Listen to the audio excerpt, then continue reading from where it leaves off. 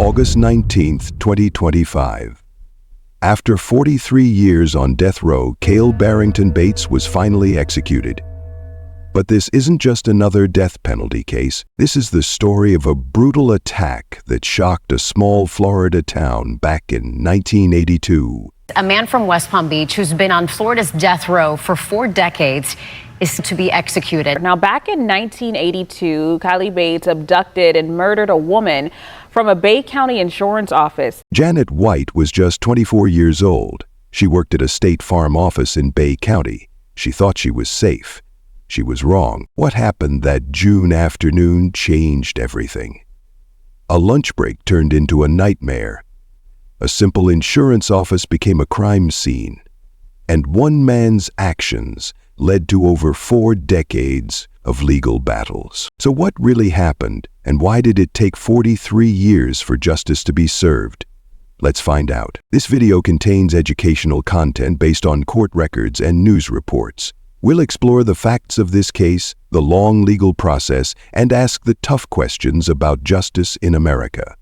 Before we begin, hit the like button, share this video, and smash that subscribe button to be the first to know when we publish cases just like this one. Let's go back to June 14, 1982. Lynn Haven, Florida, a quiet town in Bay County where people knew their neighbors and felt safe leaving their doors unlocked. Janet Renee White was living her normal life.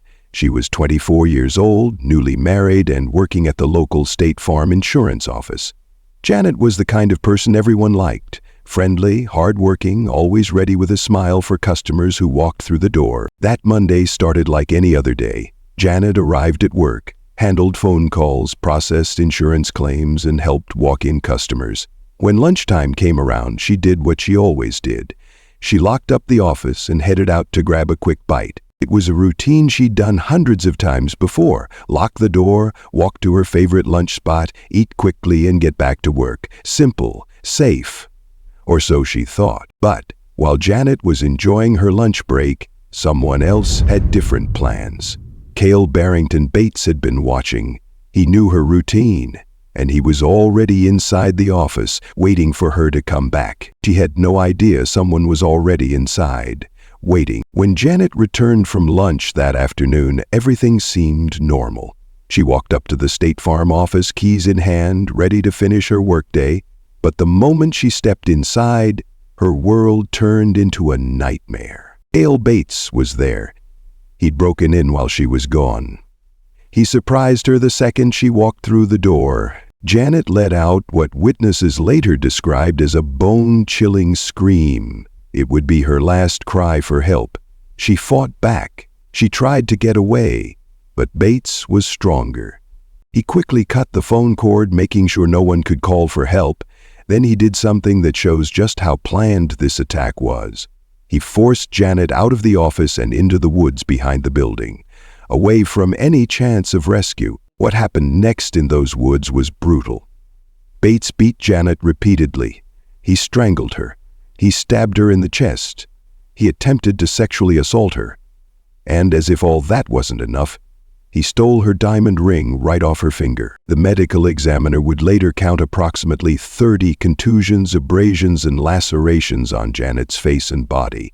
30 separate injuries, each one showing how hard she fought to survive. But Janet White didn't survive. At just 24 years old, her life was over. Her dreams of building a future with her new husband were gone. All because one man decided her life meant nothing to him. Here's where this case gets interesting. Most criminals try to run after committing murder. They dispose of evidence. They create alibis. They do everything possible to avoid getting caught. Not Kayle Bates. He was found right there at the scene of the crime. When police arrived, Bates still had Janet's blood on his clothing. Her stolen diamond ring was sitting right there in his pocket. But that wasn't all.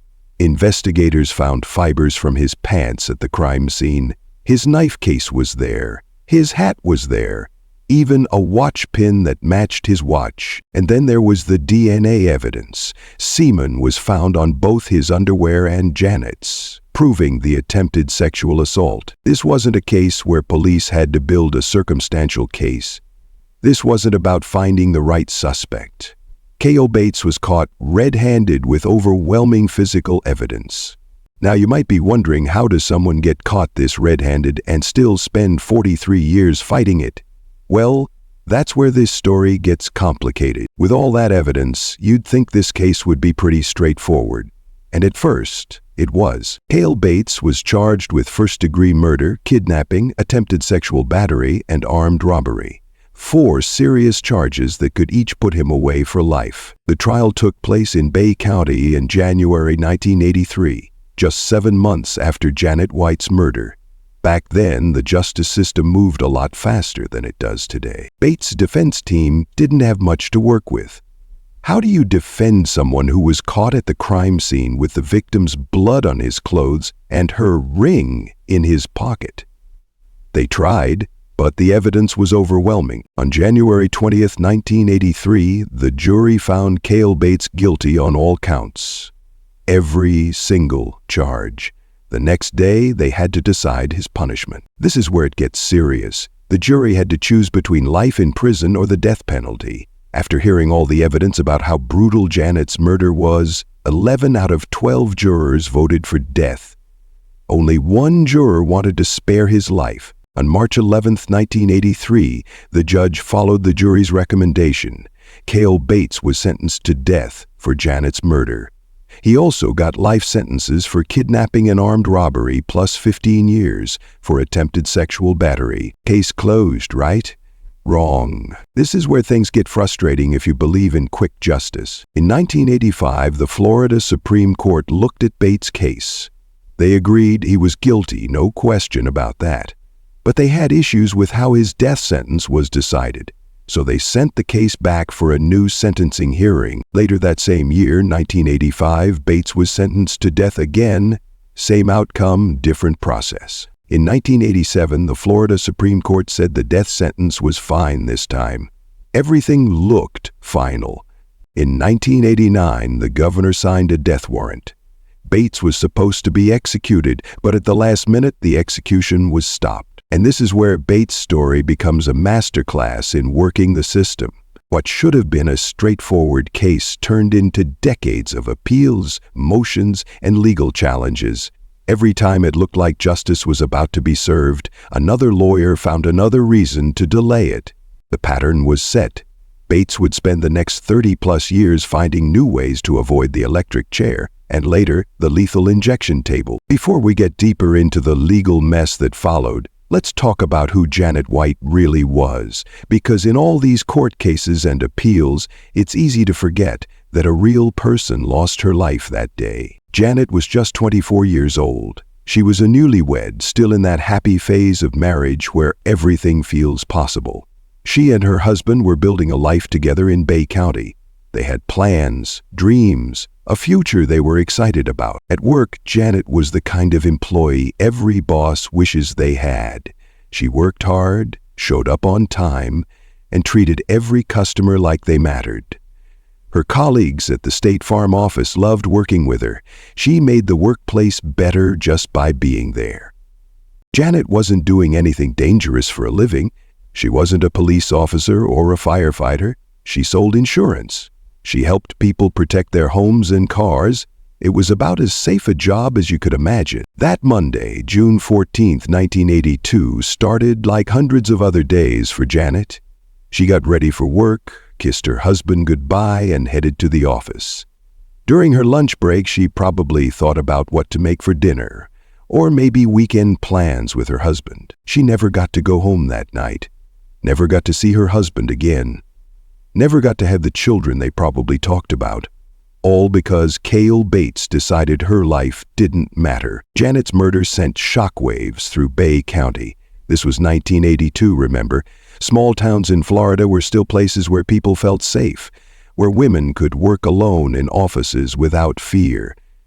Suddenly, that sense of security was gone. If someone could break into a State Farm office in broad daylight and murder an employee, where was safe? Other businesses started looking at their security. Should employees work alone?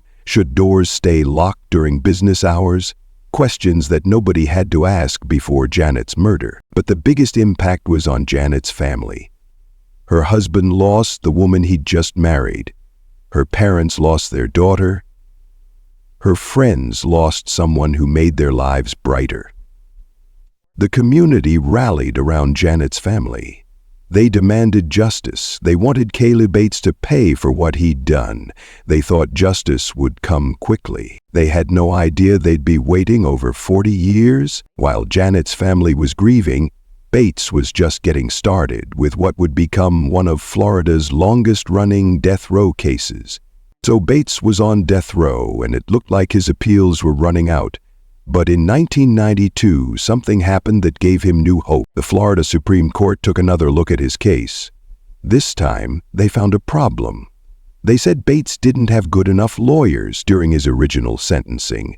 In legal terms, this is called ineffective assistance of counsel. Now, this doesn't mean Bates was innocent. Everyone still agreed he murdered Janet White, but the court said his lawyers didn't do a good enough job defending him when the jury was deciding between life and death. So what happened? The court ordered a brand new sentencing hearing. After more than 10 years on death row, Kayle Bates got another chance at life. You can imagine how Janet's family felt about this. They'd already been through one trial. They'd already seen justice served. Now they had to go through it all over again. In 1995, a new jury heard all the evidence about Janet's brutal murder. They learned about the 30 injuries on her body. They heard about how she was dragged into the woods. They saw the evidence that Bates was caught red-handed. This time, the vote was closer.